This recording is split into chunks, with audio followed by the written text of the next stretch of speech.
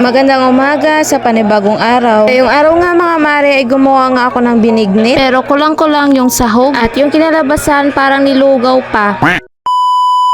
Meron nga pala ditong bundo at balinghoy. Bale, dala ko nga ito galing sa bahay namin. Kasi meron kaming hinatid na isda nung isang araw. Kaya pagdating namin doon, nakita ko yung nakasako ng mga bundo, balinghoy at saging. Kaya humingi nga ako mga mare ng kaunti. Kasi namiss ko na rin kasi mga mare kumain ng doma. Kasi dito sa amin, pambihira ka lang makakain ng doma dito. Makakain ka lang ng doma kapag bumili ka sa palengke. Maraming kasing tanim si tatay na mga gulay sa bukid. Kagaya ng saging, bundo, balinghoy, kapaya, kamote, may mga sili din at yung mga gabi. Literal talaga mga mare, itong duma ay kadalasan pang umagahan, pang merienda sa hapon. At masarap nga ni ito i-partner sa kape. Noong mga bata pa nga ni kami, ito nga yung kinakain namin pang umagahan kapag walang pambili ng bigas yung nanay namin. Pagka-uwi nga namin mga mare, na istambay pa nga ni itong bundo at saka balinghoy. Kaya yung ibang parts ng balinghoy at saka bundo ay may mga sira na nga rin. Kaya namili nga ako sa palengke ng pang-ingredients at magaluto gani ako ng binignit. Bukod gani na ako siyan mga mare kung ganda ang kinalabasan kaya. Ay hala, Bisaya yarn. Katapos kong balatan at tugasan ito mga mare, gayatin nga natin ito. Bale yung tama lang sa paghiwa. At meron nga rin ditong obe, bali bigay ito ni mamay. Kaso nga lang mga mare, wala nga tayong saging. Masarap sana kapag merong saging ito.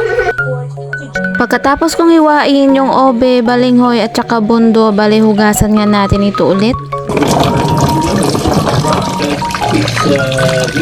University said this is your God's way of 150 psychosocial count. At ito na nga mga mare yung nagayat nating bundo, balinghoy at saka ubi. At gumawa nga rin ako ng bilog-bilog gawa sa harina. Bale ito pala yung pinamili ko, asukal, sago at saka condense at malagkit. Tapos piniga ko na nga rin itong nyog. At itabi muna natin itong unang gata kasi mamaya ko pa ilalagay yan. Tapos sinugasan ko na nga rin itong bigas na malagkit. Full acquisition of F-16 fighter jet.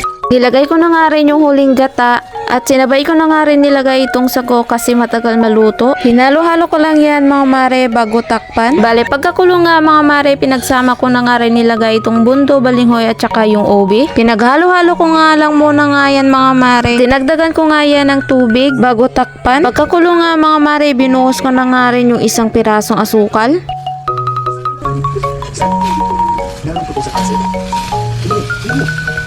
Hinalo-halo ko nga ito mga mare para mag-combine yung lasa niya at pagkatapos nilagay ko na nga rin yung huling gata.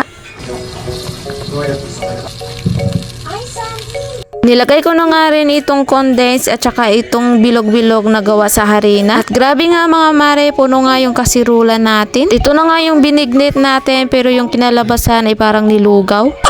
Hindi nga namin maubos-ubos ito mga mare kaya binigyan nga namin yung mga kapitbahay namin. Hanggang dito nga lang mga mare kaya kain po tayo.